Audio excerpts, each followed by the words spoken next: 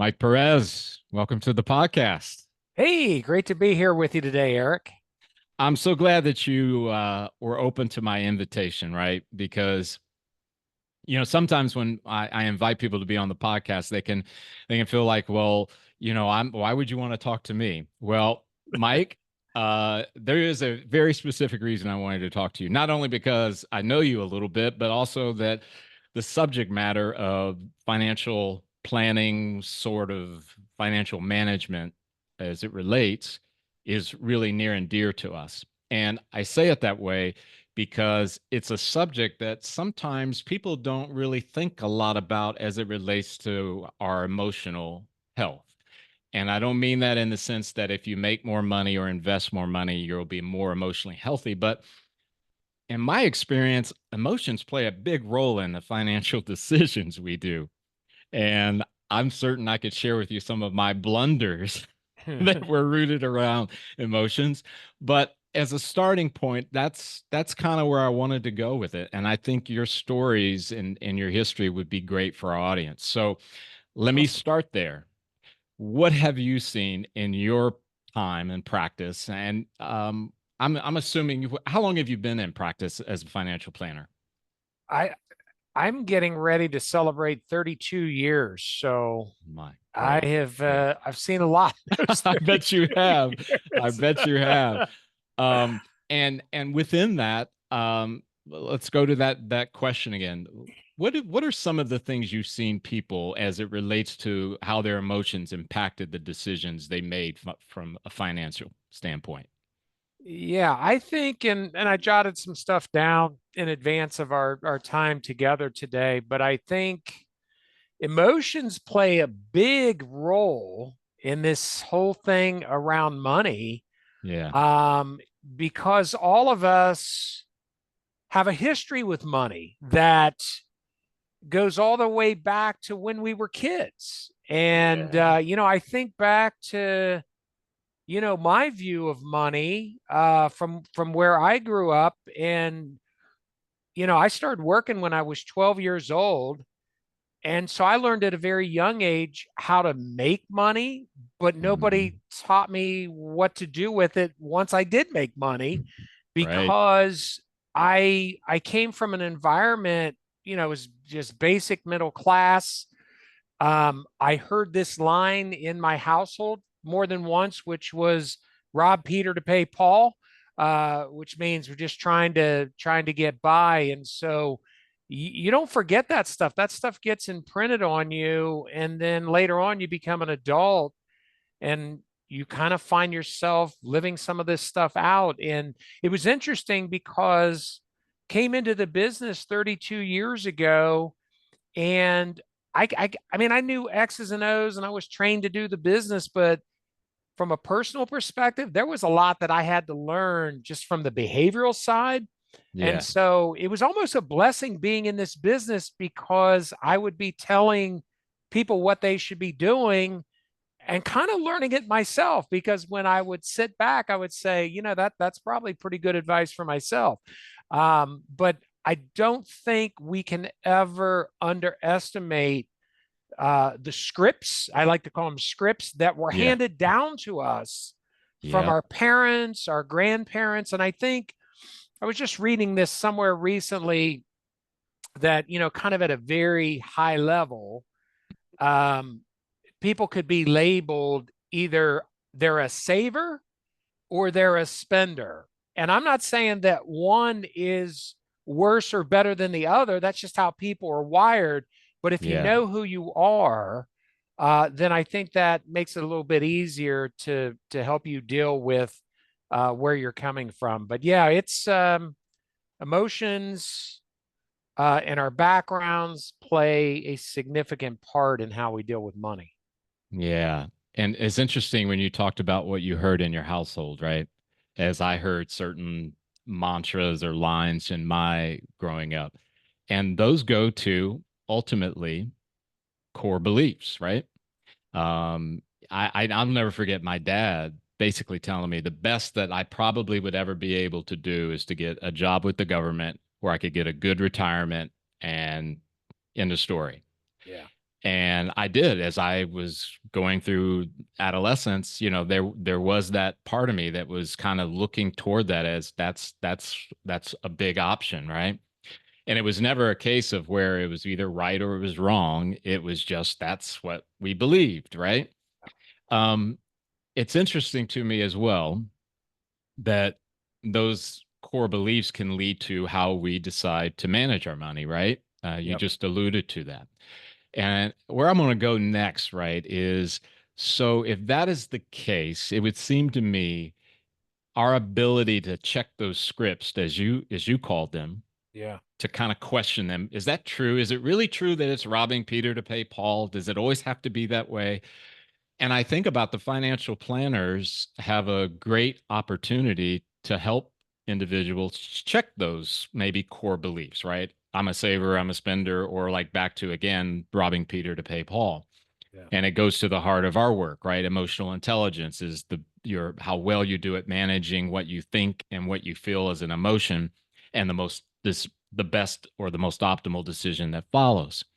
So that's a long way around to ask you, when a client, even if you go back in time, are those things discussed typically? Meaning, how do you view money, or what's your background and all that kind of good stuff, so that you might be able to detect that. That's a great question. And I think if I had my way, we would go really deep. and and Yeah. and we would discuss these things. What I've learned over the years Hmm. is I just try to meet people where they are. Yeah. And there are some people that are ready to have those more heartfelt, deeper conversations. And there's some people that just, if you try to go there, Yeah. they're like, no way, I didn't come here for that. Right. Yeah. Yes. And that's not to say that as I build a relationship with somebody over a long period of time that I still won't go there because I want to get to what's really going on behind the scenes. Yeah. Um, so yeah, it's I think it's just a process of meeting people where they are. And I'm okay with that because I think that's how you can build relationships with people and get to a Yes. better place where you can go a little bit deeper. Well, and Mike, I'll share a story from my own personal Yeah. experience, right? Yeah. So, this was probably getting close to 20 years ago, right? And my wife and I we had kind of been talking about whether or not we were going to move or buy another home, right? And this was around the time when I was probably close to being at my pinnacle in my career, right? And there was this first it was talk of a merging of two groups, and then it became we're working on a plan to do that. Mhm. And Mike, it was all but it was a foregone. I Yes. was the guy, and everyone was telling me I was the guy. There was another person that was in the running for the position to run the group, but most everyone said, Eric, it's going to be you. It's going to be you. Well, guess what? They didn't choose Yeah. me. Yeah. I was devastated, right? Yes. And I was also angry. And I want to emphasize that because that emotion of anger drove me to, in multiple areas, to say, well, if they decided I can still do this, I'm still in a position to do that. And back then, I didn't have a financial planner, someone to say, hey, well, let's talk about this, right? It Yeah. was pretty much, this is what I feel. It was almost like I'm going to show them, right? Now, I share that story with you because I got to believe, and I'm not going to ask you if you have specific stories or anything, Sure. but you Sure. might. Yeah. Um, I got to believe that happens a lot. Not necessarily that you got passed over for a promotion, but maybe you were at a golf outing and someone had a real nice car, nicer than yours, and you felt, hey, I can rise to that, I can do that, and then you run out and you you buy this car that you can't really afford. It's not really practical. Those kind of things. Um, I'm being long there, but that's Yeah. kind of one of those things, examples of me where I can look back and go, I didn't manage that emotion. Yeah. I think one of the things, a couple of things. One that I've heard a lot over the years is, people looking back and wishing things would have been different, or Yeah, maybe yeah. they had made some different kinds of decisions. And in the spirit of meeting people where they are, Hmm. I always say to people, we're not looking back, right? Now we'll use the past to help inform us as we move forward, but we're going to Yeah. be we're going to be forward thinking. The other thing is, and I just published a book this year, and one of the things I talk about in the book is this whole concept around contentment. And I think one of the great dangers in the world that we live in today, especially with social media and everything, is what I Mm. call comparative living. I mean, it is Wow. so easy to compare ourselves to other people. And as the great Mark Twain said, he said, comparison is the death of joy. It's like, Mm. ouch, Yeah. and but Yeah. we're all guilty of it. And I even have clients that I've worked with over the years. They will come to me and say, well, how am I doing compared to X, right? And I go, Right. you know what? I said, it doesn't matter. I go, this is your life. We're creating your future. Right. As long as you're on the path to get to where you want to get to, that's all we really need to worry about. But man, there's a lot of looking back. There's a lot of comparing themselves to other people. And it's not, I don't think it's overly productive. Yeah. Yeah, boy, that's that's so true. And when you think about just general, this is point of curiosity for me. I think Yeah. about the stock market, right? Yeah. And I mean, I know there's all kinds of ways to invest money. It's not just the stock market, but I have found it interesting about the dynamics of fear and greed inside of that world, right? I had a friend a long time ago that said, Eric, I'm no great investor, but I can tell you what, pay attention to fear and greed.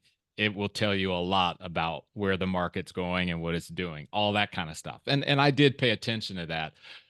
But have you found investors in general fall into that sort of proverbial trap of, when things are really great, give me more, buy more. When things are bad, oh, the world's coming to an, or is it always those extremes, or have you seen something in the middle too? Yeah, I've seen it all in 32 years, and there's a lot of irrationality. That's the word I'm looking for. Right, right. When it comes to the investing thing, and I think I was thinking about this the other day, and I've said this many times over the years. People have a tendency to think that whatever is happening in the moment is going to happen forever. And you and I Mm, both have lived long enough to realize that that's not true, that things change, and they usually change for reasons that we don't even expect, right? And I right. and I also said to somebody recently, I said, where we are right now with Hmm. with the whole investing thing, it feels in some ways to me like the late 1990s. Interesting. And I'm just and this is not based on any data or anything. It's just a feeling. Yeah, But we yeah. know we know what came on the backside of the late 90s. We had the tech bubble bursting, right? Hmm. Hmm. And so I always warn people like be careful, it's like things don't stay the same forever, right? Yeah. And I think with investing, man, you've got to take the emotion out of it. You really do. And you have to I think that's a lot of what I do for people is we take the emotion out and we say, okay, what makes sense for what you want to do with your life? And I don't get caught up in, I mean, so many people are worried about, speculation and what's the hot company and this and that. Right. Maybe you pick some good ones, maybe you don't. What I'm more interested in is, picking a basket of investments that are going to get you to where you want to get to. And if people Yeah. want to play the speculation game, they can have at it. They can do that all day long. But I try to avoid that because, like I said, you can win big, but you can also lose big. And Yeah.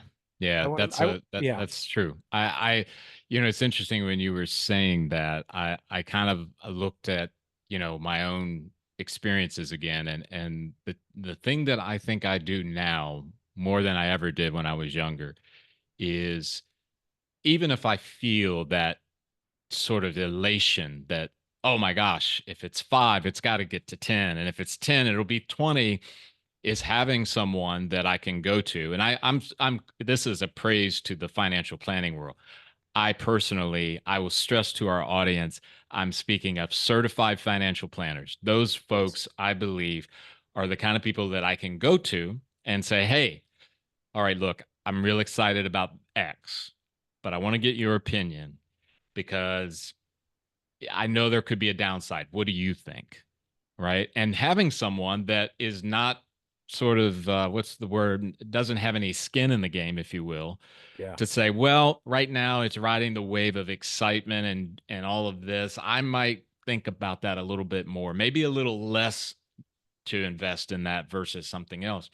Because I think absent of that, Mike, I mean, typically, what do? We just we already know emotions drive the behaviors. I mean, as human beings, it's the driving force. But I think what happens is that it just overruns us, and we make those decisions that are not optimal. Does that make sense? Oh yeah. Yeah. And I think it, when things seem like they're going well, people are like more. And when Right. things seem like they're going bad, it's like, no, we're packing it in. We're not going to do it. I think it was Warren Buffett that, and I'm going to paraphrase this. He said something like, when when everybody's giddy and you have this irrational exuberance, he's like, it's time to like pack it in and stay in the house. He said, but when there's blood in the streets, that's time. Right. That's the time to come out and look for deals and stuff. Yeah, and the examples, as humorous as they can be, there is a lot of truth in that. Yeah. And I'm one of those, right, where I have to just, maybe it's the way my mind works. I like simple and powerful, right? And I remember, and you might remember this guy too, Sam Zell. All right. Yes. All right. And I remember reading an interview with him, and the interviewer asked him, so how do you approach your investment strategy? It was one of these really deep and thought-provoking questions. And he said, well, I look at what the herd is doing and I go the other way. Yeah. And as much as that was clever and well timed and all that good stuff, it's good advice, you know? Maybe Yeah. not for everything, but it's certainly good advice. I mean, it's something to think about. There was a story years ago floating around. I think this was in the lead up to the Great Depression. Hmm. Joseph Kennedy, the patriarch of the Kennedy clan, he Right. said he was getting his shoes shined by the shoe shine guy, and the shoe shine guy was giving him stock tips. And he said, when that's happening, it's time to get out. That's what he said. Oh my gosh, that's a good one. Yeah. Oh my gosh, that's a good one. Yeah. Um, so I want to talk a little bit about how you approach there is this typical word we hear about onboarding a new client type thing. Yeah. But if somebody reaches out to you, maybe they're not necessarily convinced that they need a financial planner. Maybe they're just kind of just checking things out, maybe kicking the proverbial tires, right? Mhm. How do you start conversations typically when people come to you? Maybe on that very early side of things. Yeah, I think I mean the first thing that you're looking for is you want to make sure that people have legitimate needs that you can help them solve for. Hmm. But in my 32 years, probably one of the biggest things that I think has to be there in order for it to work is people got to be coachable. I mean, I'm sure it happens in your business too. There are Hmm. people that may say they want help, and there may be a legitimate need there, but they Right. may not be coachable. And if they're not coachable, it never works. It just does not work. So one of the things that I have to know is, are you legitimately coachable, right? The other thing is, people have to allow themselves to some degree to give up some control, to be vulnerable. Hmm. to be willing to share, because I've had situations where people said once again, they wanted help, but then they wouldn't share. And my response was, well, if you went to the doctor and you were asking the doctor to help you, but you wouldn't tell the doctor what was going on with your symptoms and your health, well, how's the doctor supposed to help you? So those are some of the things that I look for early on. And it's Hmm. interesting because I can't say that I had a level of self-awareness earlier in my career, and maybe I was a little bit more needy, but Hmm. I'm at a place now in my career, because I've learned the hard way, where I just will not take on a client or a client couple unless I believe it's the right fit. And it was interesting. Earlier this year, I had a situation where somebody came to us, and we had a lengthy conversation. And I remember walking out of the meeting, and I said to my right hand person who was with me, I said, I don't think that was the right fit. And I said, if they don't call us back, it's not going to hurt my feelings. Well, they called us back and they said, we think you guys are the firm for us.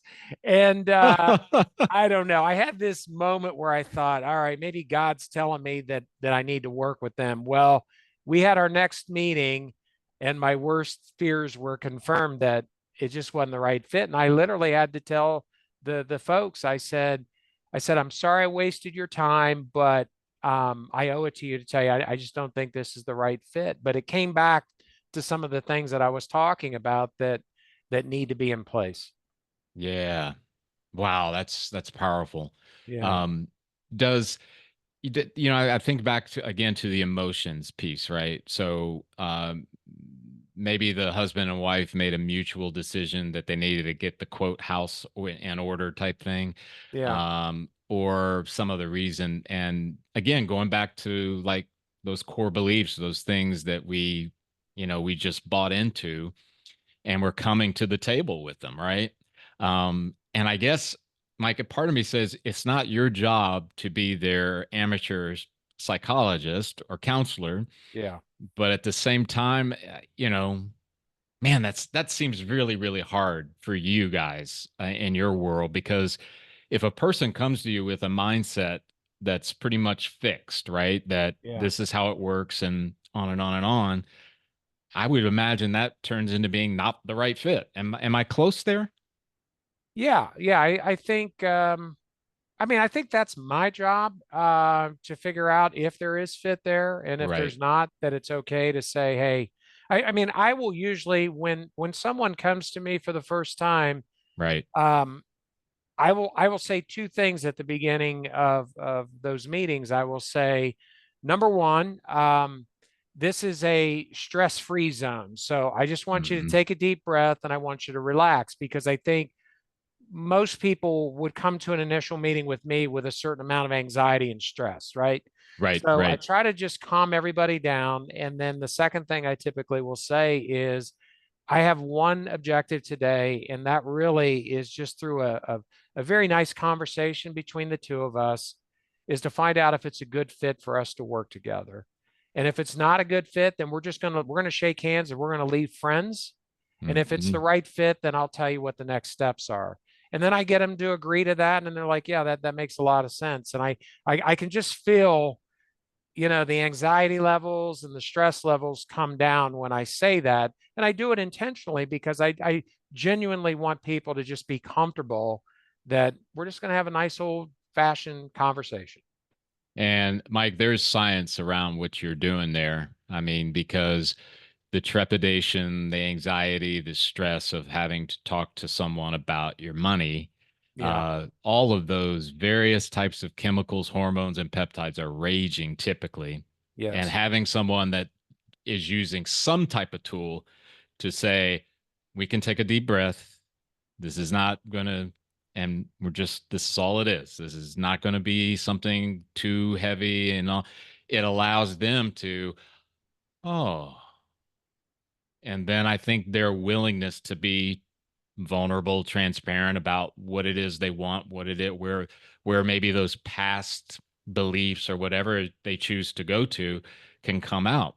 Because I guess I'm thinking in your opinion, um, you're not going to be able to help them if they've got portions of their financial life that they don't want you to know about, right? I mean, that's kind of a dangerous place to be, right? It's a just going back to my medical example, if you don't tell the doctor everything, I think Yeah. that's problematic. Yeah, it does make it more challenging. I Fair and full disclosure, I probably have a few clients even today that I work with that I'm not sure they come clean on everything. I Hmm. think Hmm. I was just thinking the other dynamic, and this is, man, you get into some really deep stuff with this, Yeah. is there's in some of the couple relationships, there's dynamics going on between the spouses. And so as a result of that, they don't always come clean in the Yeah. conversations the three of us are having together. So Yeah. there's a little bit of, marital coaching, counseling, or just trying to, kind Right. of work things between the two people in the couple. Yeah. So that adds a whole nother dynamic to things. Wow. Boy, that's a great example. And I mean, I'm just thinking about it now, like in the form of I've been married for 33 years, Yeah. and the different ways that I viewed things when we first got married on into having children and maybe in some ways I would say I've been a bit of a slow learner. However, one of the things that has helped me, Mike, is even in those times when I feel like I don't want to be embarrassed or I don't necessarily agree with what she wants to do with the money as it relates to X, Y, or Z. I always remind myself, she's not your enemy. Yeah. You guys are you're on the same team. That's right. You don't have to be concerned about her. And just because a word that came out of her mouth feels like what a word you heard 30 years ago or whatever, you can check on that later, but Yeah. you're on the same team. And I say that with empathy for those that don't have that kind of relationship. So I definitely don't want anybody in our audience to think that, hey, look how great I've got it. I hope you got the same. But I think that dynamic does impact the ability to move forward and being, maybe I'm going to use the term financially healthy. Yeah. Yeah. And I mean, this, starts to take us down the path of, you know, dealing with money in a marital relationship, right? Yes, I because mean, you unto and I, itself, right? yeah, that's a whole nother animal. And Yeah. I think that, um, and I don't know what the exact stats are, but we know that one of the top reasons for divorce is money, right? The Yeah. disagreements with money. And so I think, you were talking about, seeking out a certified financial planner. I think one of the great benefits of a good financial planner is having someone there that is able to play the role of bridging the gap between the two mates, right? Hmm. In a Hmm. healthy way, in a Yep. productive way. And as I say to clients, we have a very set model on how often we meet with people, depending on the type of engagement. And I will say that the beauty of this is it forces us to get together to deal with these topics, because most couples, or I should say a lot of couples, they're too busy, right? Like the last thing they want to do is sit around and talk about financial planning and their money and all of that.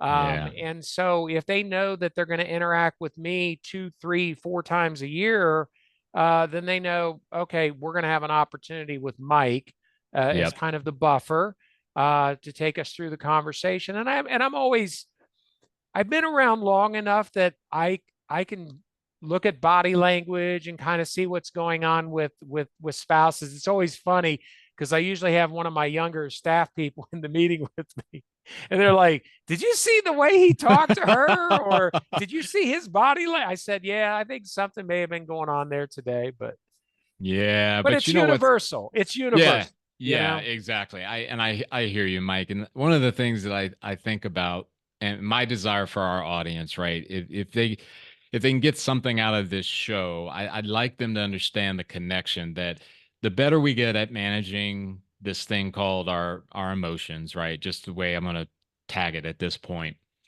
sets us up to do better in how we manage our financial world, right? Yep. And though my experience from 20 years ago that I mentioned earlier may not necessarily match up with someone else's, but for me, that one is a vivid marker in time where I can go, yeah, I can point to that poor financial decision rooted around an emotion that I really didn't have resources to manage and to put it in its proper place. Because it wasn't anything wrong with me being angry about being passed over. There's Yeah. nothing wrong with that emotion.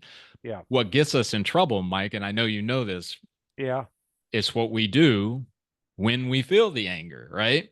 That's And for right. me, it was, I'm going to do what I want to do versus, again, if I look back, just this as an example, having someone whom I might, who's a disinterested third party that might say, you know, maybe you should wait for 6 months and just, you know, maybe you should pray about it. Maybe you should just put it on hold until some of this other stuff calms down.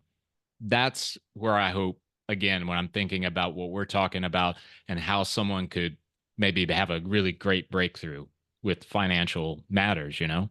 Yeah. Well, I think, what you were just saying, I think, one of the things that we talk to people about is building out a spending plan. And, Mm, um, you take people who are more wired as spenders, right? yep. Um, I just wonder sometimes, like, how many spending decisions do they make that are not really thought through? Like, it's just, the emotion is just kind of Uh-huh. driving it. Oh, yeah. And it's kind of interesting because, like, in my marriage, there's a pretty good yin and yang thing going on, and we like to banter back and forth because I think at this point in life, I'm a little bit more of a saver, she's a little bit more of a spender. Hmm. But there's like a check and balance there in a healthy way so that we make sure that we don't get caught up in our emotions and make Yep. decisions that maybe will come back to us later and be like, why did I make that decision? And so I think my encouragement to anybody listening to this podcast is, as you make spending decisions, like, maybe take a time out, maybe let some time go by, because as we all know, most of our purchasing decisions are, made on emotion. Yeah. Yeah. I got to ask you, and this one is, I'm not asking for any state secrets or anything that Yeah. would violate anybody's privacy, but can Yeah. you share with our audience maybe some of the, and I'm going to keep it basic, Mike. Yeah. Where I'm going with this is poor financial decisions, right? Yeah. The ones that are you would look back on and probably say that wasn't very smart. So I'm not looking for like, well, they invested in Apple, but Apple then announced bad earnings. Man, that was a poor financial decision. But I'm talking about maybe some of the more basic things. You were alluding to some of it, saving versus spending. What are Yeah. some of the things that you've seen over time that you'd share with the audience about, hey, here's one that people can make that typically ends up being a poor one? Yeah. Yeah. I got lots of those. Um, I was just thinking of the line. I don't know if you've heard this, but it goes like this. People don't plan to fail; they fail to plan, Wow. right? Which, Yeah. I mean, that's what we do here. Yep. One of the things, and I do some speaking once in a while, and I remember Mhm. in a recent talk I was talking about this. Is I think most people are actually not good goal setters. Like, Mm. when someone comes in and, like, you literally start talking to them about, so what are your goals, right? I would say the majority of the people are kind of wishy-washy, right? And maybe some in your audience have heard of the SMART test, for goals, Yeah. right? Right. It's got to Right. be Yeah. specific and measurable, attainable, results oriented, time tested. Yep. A lot of people, when I ask them that question, it's like deer in the headlights. And so to me, that's like the foundational piece of, all right, what do you want your money to do? It can't be just about, I want to make as much money as I can, right? Because that could come at a cost, right? Right. So to me, the goal thing, and then, once you have, good goals, then I think another place where things can get a little wonky is on and I alluded to this before, is the spending plan. Like, what is the spending plan? We don't Hmm. like the word budget here because budget's like the word diet. Like, it doesn't make you feel good. Right. So we're Yeah. like, okay, Yeah. you're going to spend the money. So Hmm. where are you going to spend it? And we do this thing. It's called and think of a circle. The Hmm. circle would be how much money you make.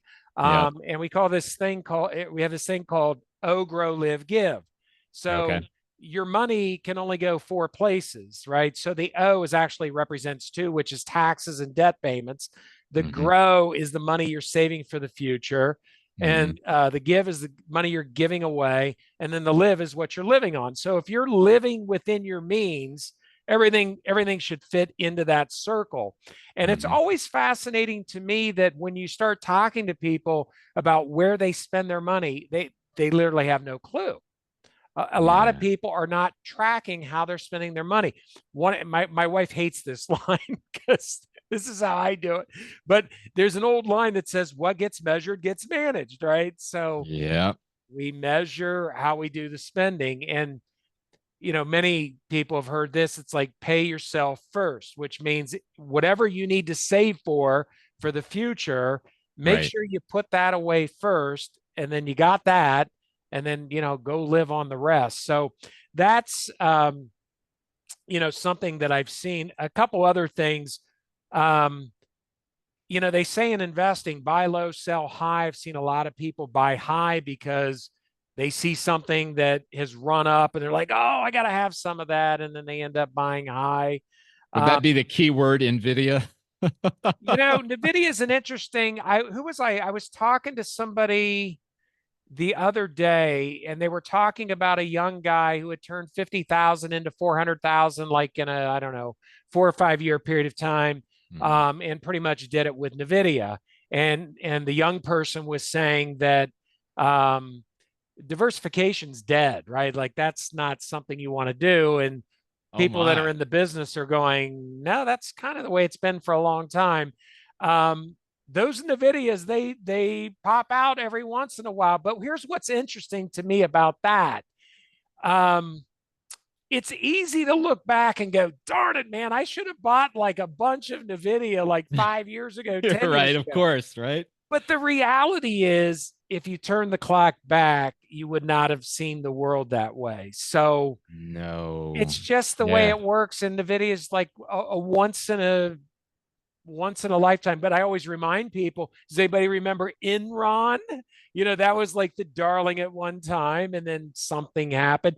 And then the other interesting thing, we live here in central Ohio. Yeah. I don't know what the numbers are, but I don't know what they are now, but I looked recently.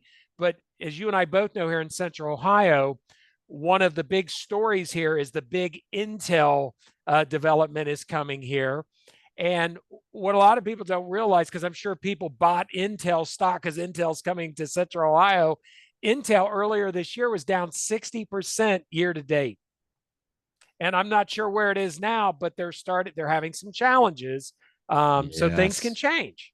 Yes. And I won't do him the disservice here on the podcast. There is a gentleman, he's a podcaster, he's a professor out of NYU. He gives some very practical advice on things on a lot of subjects, but I think his primary area has been financial. And Yeah. he just recently had a podcast where Intel was part of the subject, and his insights about Intel, about where they were 20 years ago and what has dramatically changed inside of that world of semiconductors, and the shift to, Intel is now, I guess, partly focusing in on being more of a foundry manufacturer of multiple things for other types of companies. Yeah. And this did get me thinking too, how educated we are in balance to that emotion drive, right? Because you mentioned, when you see a potential client or a new client, that when you start talking about goals, it's like deer in the headlights. I don't remember much in school being taught about just the basics around financial matters. Yeah. I remember a lot of emphasis about going to college, getting a degree, get a good job, but not about how do you manage when you get that first paycheck or whatever. Do you think that's part of it too? Is that driving the I'm not going to set a goal because I really don't know what to do? Or Yeah, I think and I don't want to misspeak, but I don't think the education world is doing a great job at teaching kids about, healthy money habits. yeah. There's a great line by Dave Ramsey. He said, winning at the money game is 20% head knowledge and 80% behavior. And Mm, as I like to say, behavior flows out of your beliefs, right? You can't change your behavior until you change your beliefs. And so, if you've got terrible scripts that were handed down to you growing up and you don't deal with it in a productive way, well then your behaviors are just going to keep coming out of those beliefs. And as I like to say, more money only makes you more of what you are, which is mm, why lottery winners go broke. People that come into money, right? If they didn't know how to handle money before they got money, then what makes you think they're going to be able to handle it after they get money? And I've seen that multiple times where, matter of fact, I was just talking to somebody recently. They were telling me about, the woman was telling me her boyfriend got an inheritance, and she said he's blown it all. He was buying like $2,000 tennis shoes and this and wow. you're going, so yeah, I think it's behavior, and we're not teaching that, which comes back to the emotional competence, right? Yeah, yeah. um so and one of the things that I talk about today, the world doesn't need any more x's and o's, right? Information Mm, in many ways is a commodity now. I can Google it, yeah, right? yeah. So to me, where you win the game is with your beliefs and your behavior and your ability to deal with things emotionally. Boy, that's really, really powerful, Mike. Certainly because I can look back and go, yeah, you're right. Behavior. I mean, it really didn't have anything to do with whether or not I had access to the information that would have taught me or instructed me or whatever as to what to do. It was the behavior, and that was Yes. connected to the emotions. And boom, there you go. There you are, right? I got to ask you as well, right? And I don't know how much work you do with startup entrepreneurs, but there's one specific one that I'm thinking of and that I've known for a little bit, Yeah. and he has such a powerful story. I'm hoping to get him on the show at some point in the near Yeah. future. And he is the quintessential story, Mike, of he wanted to start his own thing. He had this great idea. The great idea took off and very successful, right? The story that a lot of us see in the proverbial news, right? Yeah. Yeah. Which, as you know, Mike, that's not every day with every startup entrepreneur. The Yeah. majority of the stories are a lot uglier. That's right. But what I discovered in talking with him is that a lot of that pursuit was rooted around validation. He never felt like he got validation for being fill in the blank when he was a kid. And he thought that if he achieved this great thing, a la startup business, he would find validation for what he never got. And he said it really was a sad reality when he came to the conclusion that the business, the money, the success could not do that. It Yeah. did not, it was woefully lacking in validating what he was looking for. Yeah. Now, the story has a really cool, not ending, but transition Yeah. because it led him to discover some things rooted around his faith, Yeah. to discover that there are certain there's certain people, there's certain things, certain whatever you want to use as a describer that are designed to provide validation. But in his case, he discovered money and success are a poor validator. And I wonder, maybe they're not startup entrepreneurs, but people who come in, have you seen that before? Where it's the using of money to fill up something. Yeah. Oh yeah. Yeah. Yeah, I see people that have very unhealthy relationships with money. Mhm. To me, money is nothing more than as I always say, money is nothing more than a means to an end. Mhm. You came in with nothing. You're going to leave with nothing. Mhm. It's neutral. It's just there to, you buy things, you do things. Most importantly, hopefully you make the world a better place. Yep. I think yeah, we all need money, but I think we place it way too high. I mean, to me, you know, you living out your God-given calling and having great relationships, I mean, those are probably more important than money. Once again, I Yeah. don't want to diminish. We all need it. We Oh, all need sure. it to Yeah. live. Yeah. One of the things that I talk about is if it was all about money, the United States would be the happiest country on planet Earth. And yet, I don't know what the stats say, but I know we're not we're not No, in the no, top, no, right? we're So not. there's something amiss, right? Yep. Yep. And I mean, and I can say this as an older guy now, but I mean, it's taken me years to get here. But I mean, to me, that's part of having a healthy relationship with money is just realizing its place in your life that, it's not as important as some of these other things. It would seem to me that that would position you to make better financial decisions too, right? Absolutely. Absolutely.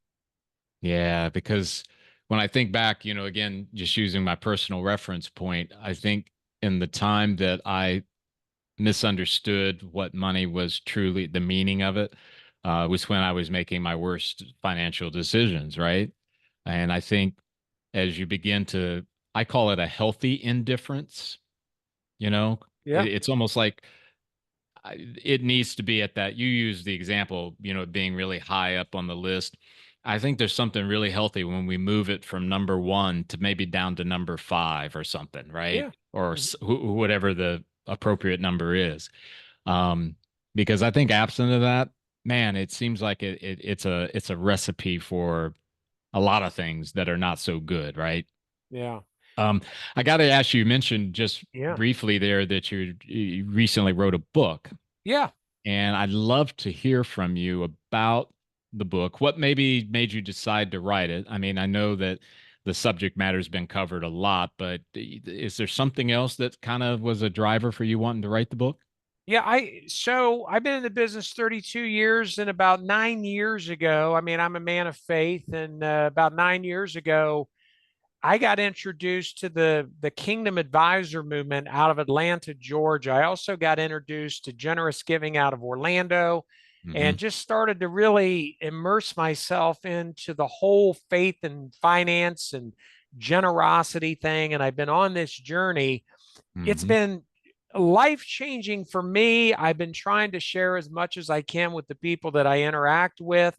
And Yep. so writing this book was just basically the culmination of this journey over the last 9 years of just trying to take what I've been learning Hmm. and put it in print, put some of my stories around it. And what I have found is when you start to integrate your faith into what you're trying to do with your finances, there's some really cool things that happen. I just find that I have more peace, I have more joy, contentment, those kinds of things. And it kind of comes back to what I was just saying of just having a different perspective on money. I've just come to the realization that everything I have is a gift from God, that I'm Hmm. here just trying to be a good steward with it. I mean, it's promised in the scripture that, you know, through our faith we will be taken care of. I've never been disappointed with that, and I'm not talking prosperity gospel or anything like that. Sure. And so I'm just trying to take what I've experienced and share that with as many people as I can, because I'm sure there are other people out there that would like more peace and joy and Oh my contentment gosh. and Yeah. And though this episode, Mike, will be dropped probably after November 5th, trust me in that I know that's been very prevalent for a lot of people.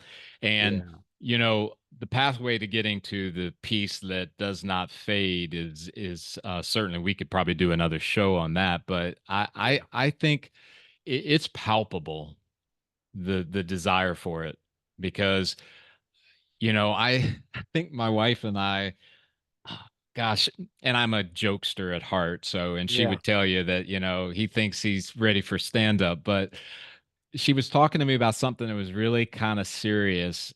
And I just quipped back, well, what I'd like to figure out is how can I stop these people from texting me about Sherrod Brown and Bernie Moreno? My gosh, I'm at a point now where it's like, I don't think I want to vote for either one of them because you guys, it's like, right. And that's me. And I think, in some ways, Mike, and I know this is not necessarily financial. I almost think, you mentioned about money occupying a priority that it wasn't intended to. I think we've kind of done that with politics too. I Oh think it, yeah. I think it's too high on the list. And that, for our audience, is not me saying it's not important to vote or it's not important to be involved. That's table stakes. I get that. But I think we've moved it to a new level beyond what it was intended to be. No doubt about that in my Yeah. head. And Um, and I would say this, Eric, because I was thinking about this recently, is that mhm, it doesn't matter whether it's a red president or a blue president. I've lived long enough that we've had them from both sides of the aisle. And somehow, some way, because every election they always say the other side's bad and your life's right. going to be ruined and everything. Yeah. But somehow, some way, I've been able to have financial success in my life. And so, my encouragement to everybody is, in spite of what happens in the political spectrum, if you follow just some of the basic stuff of what we're talking about here, um, trust me, you'll have the financial success that you desire for your life. Well, and Mike, I think it comes back to, again, you mentioned about behavior and Yes. that being a very key thing. And I was so refreshed just as a story about, this idea about, oh my gosh, what's going to happen on November 5th type thing. So Yeah. I'm in this call and there was two folks on it. And one of them was kind of leading it and kind of had sort of management responsibility at the company, and she was saying, well, this is one of the issues we have in election years. People tend to pull back and they want to wait. They want to see what's going to happen. And the other person on the call, it just kind of rolled their eyes, and it wasn't a rolling of the eyes like she was being dismissive of what was said, but it was almost like, yeah, that's exactly right. Yeah, I agree with you. And I said, isn't it interesting? Because the last time I checked, I'm going to have to pay my mortgage on November 5th. Yeah. Uh, and it's going to be due again in December, and it'll be due again in January. So I got to figure out my plan to make sure that I'm doing that. And that's just one thing. And it was kind of cool because I don't know where they were at politically. My gut says probably split, between the Yeah. two. But they were like, yeah, exactly. I got a life to live. I got kids. And that's reality, Mike. Yeah.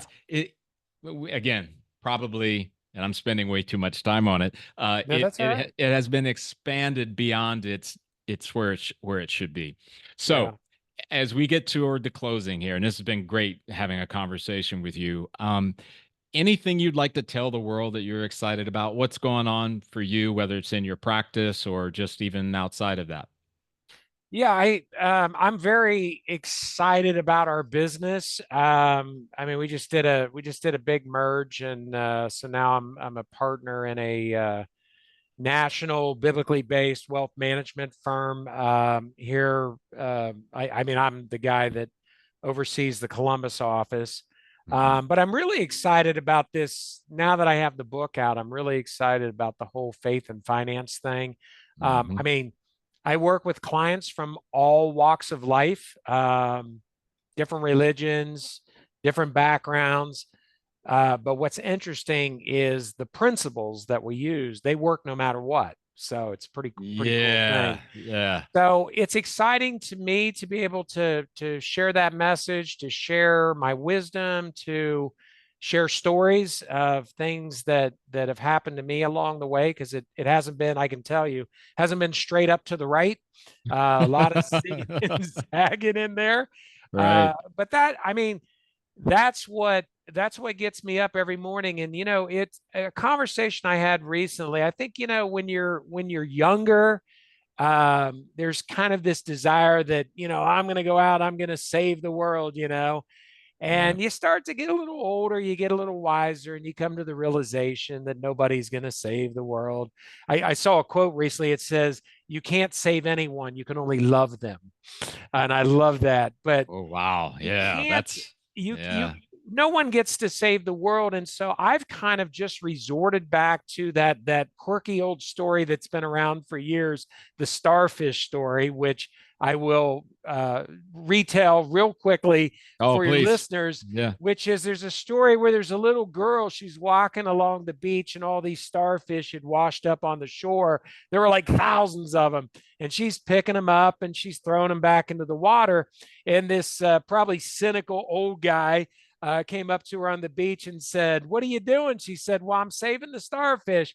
And he said, "You can't do that." He's like, "There's thousands on the beach." And she turned to the guy and she said, "Well, I just saved that one I just threw back in." So I'm just like, one person Yeah. at a time. And like, if I get in front of one person every day and can interact with them and share my story, my energy, my wisdom, that is a good day for me. And that's why, doing this podcast, I probably get to talk to more than one person, but this Well, is exciting to me because I get to share and hopefully encourage other people.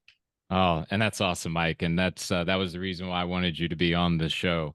So for our audience out there, we appreciate you tuning in, and we thank Mike Perez for joining us today. In the show notes, as always, we'll have Mike's information and some links and things of that nature. But we look forward to the next time we're together. Take care. Thanks, Eric.